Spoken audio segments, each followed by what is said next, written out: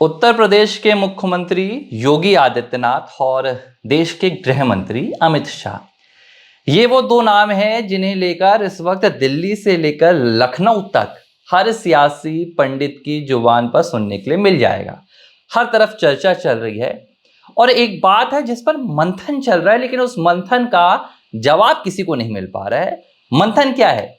मंथन यह है कि 2017 यानी कि जिस दिन से उत्तर प्रदेश में योगी आदित्यनाथ मुख्यमंत्री की कुर्सी संभालते हैं, 2017 से लेकर 2025 तक कभी भी योगी आदित्यनाथ का जिक्र हुआ है दिल्ली के साथ तो नाम एक ही आया है, प्रधानमंत्री नरेंद्र मोदी। चाहे फिर वो पीएम मोदी के उत्तराधिकारी के तौर पर सोशल मीडिया में, सियासत में आम लोगों के बीच में चर्चा होती रही हो, लोकप्रियता के पैमाने पर चर्चा होती रही हो, तो लोग यही कहते हैं कि भैया एक तरफ प्रधानमंत्री नरेंद्र मोदी हैं और नरेंद्र मोदी के बाद अगर भाजपा में इस वक्त लोकप्रियता के पैमाने पर कोई सबसे ऊपर है तो वो उत्तर प्रदेश के मुखिया योगी आदित्यनाथ हैं। आप देखिए, चुनावों में, रैलियों में, राज्यों में चुनाव होते हैं, जो जितनी डिमांड प्रधानमंत्री नरेंद्र मोदी की होती है उसके बाद जो दूसरी सबसे बड़ी डिमांड होती है योगी आदित्यनाथ की होती है। लेकिन पिछले कुछ महीनों से योगी आदित्यनाथ का नाम प्रधानमंत्री नरेंद्र मोदी से ज्यादा गृह मंत्री अमित शाह के साथ लिया जा रहा है और इसकी कई वजह हैं।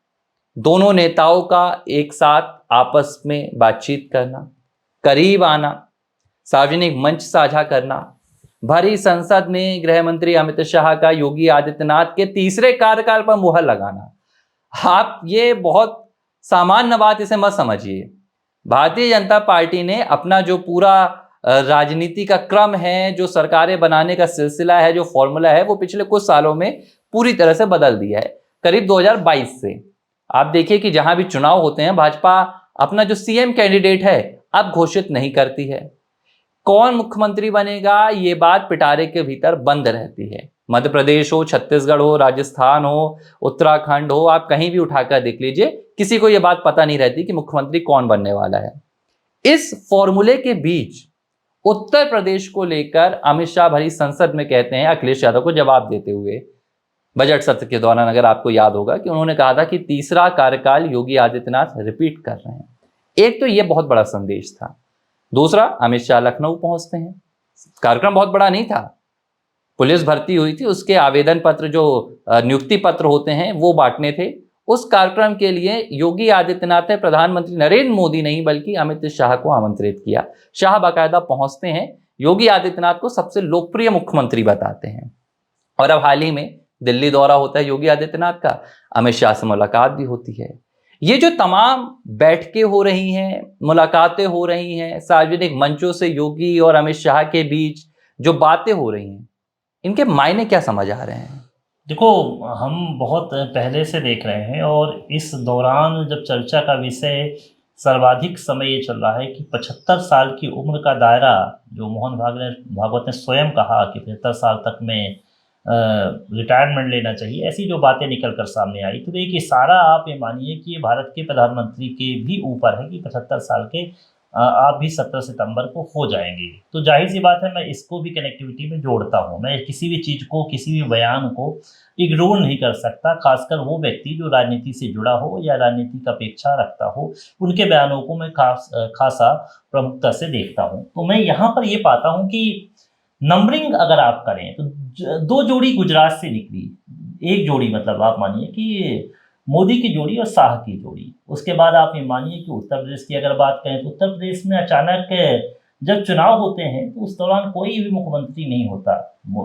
तो आप देखिए कि मौर्य वहाँ प्रदेश अध्यक्ष रहते हैं, दमखम दिखाते हैं और सत्ता में आते हैं, लेकिन मौर्य को मुख्यमंत्री न बनाते हुए आप ये मानिए कि योगी आदित्यनाथ को मुख्यमंत्री बना दिया जाता है। तो आप दो चीज़ों को देखिए। दो चीज़ों के बाद आप ये तस्वीर देखिए कि यूपी की राजनीति से ही दिल्ली की राजनीति की सियासत तय हो जाती है।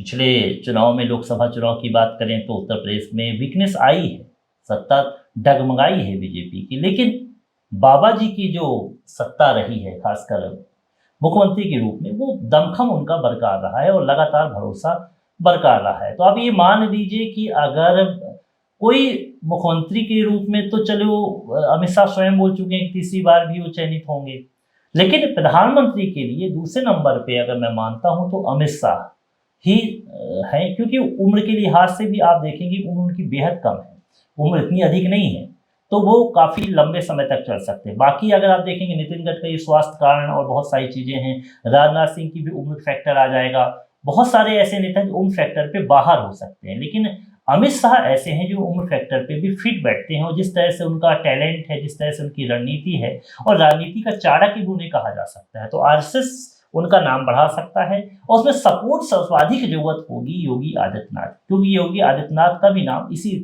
उसमें है। तो अभी दोनों के बीच में मुझे ऐसा लगता है कि चर्चा हुई है कि आप हमारा नाम बढ़ाइए, हम आपके लिए तैयार हैं, आप ये वो देखिए, क्योंकि देखिए अभी महज 50 से 52 साल के ही योगी आदित्यनाथ हैं, योगी आदित्यनाथ की भी ज़्यादा उम्र नहीं है, तो योगी आदित्यनाथ के लिए काफ़ी समय है। लेकिन उससे बड़े उम्र में तो अमित शाह हैं, तो अमित शाह उस ओर जा सकते हैं।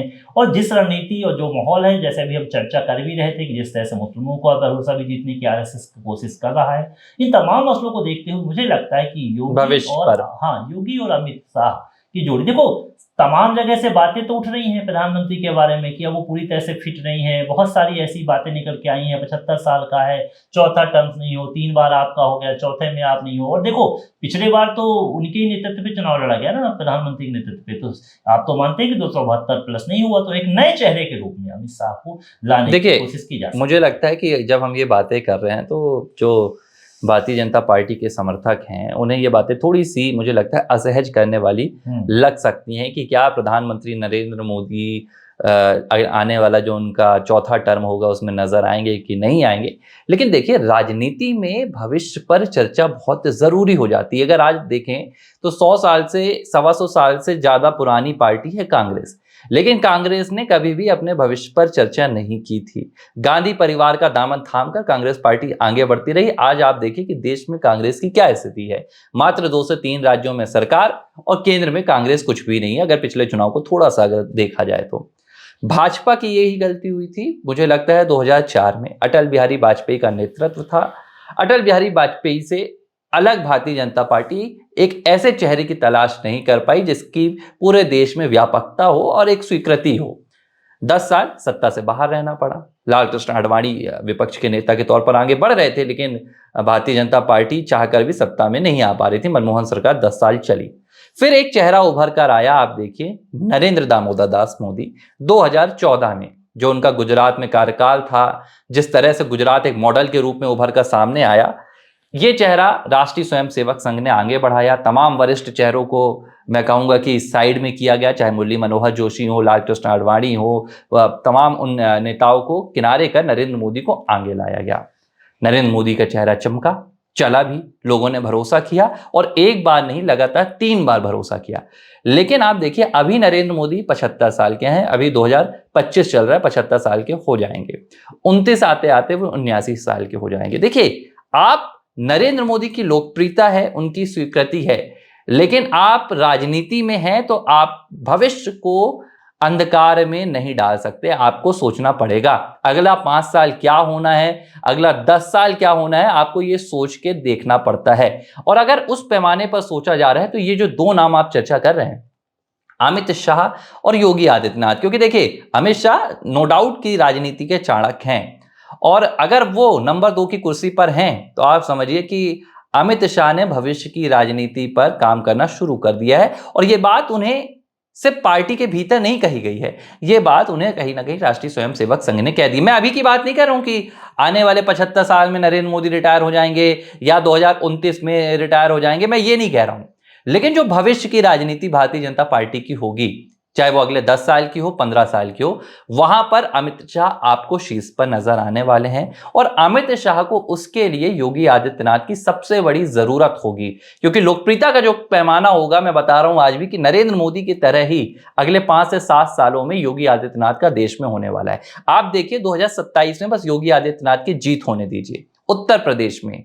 इसके बाद जो लोकप्रियता 2014 में नरेंद्र मोदी के लिए देश में देखी गई थी, जो खुमारी देखी गई थी, वो आपको देखने के लिए मिलेगी योगी आदित्यनाथ के लिए। प्रधानमंत्री कोई भी हो 2029 में या उसके बाद, मैं नहीं कह रहा हूं, लेकिन प्रधानमंत्री के रूप में या जो पार्टी के चेहरे के रूप में जो सबसे बड़ा काम करेगा वो योगी आदित्यनाथ आपको भाजपा के लिए करते हुए दिखेगा। तब अमित शाह को भविष्य में जरूरत पड़ने वाली है योगी आदित्यनाथ की। और ये कहानी है पूरी योगी आदित्यनाथ और अमित शाह के नजदीक आने की। और ये नजदीकियां अभी इनका कोई बहुत बड़ा मायने नहीं निकलेगा, लेकिन आप समझिए कि आने वाले सालों में आपको समझ में आएगा कि हाँ, 5 से 7 साल पहले ये जो कवायद हो रही थी ये किस लिए जरूरी थी। और मुझे लगता है राजनीति में ये होना जरूरी भी है। अगर आप भविष्य को नकारते हैं तो फिर आप कहीं ना कहीं राजनीति से दूर हो जाते हैं। एबीसी हिंदी न्यूज, आज ही जुड़िए हर खबर के साथ।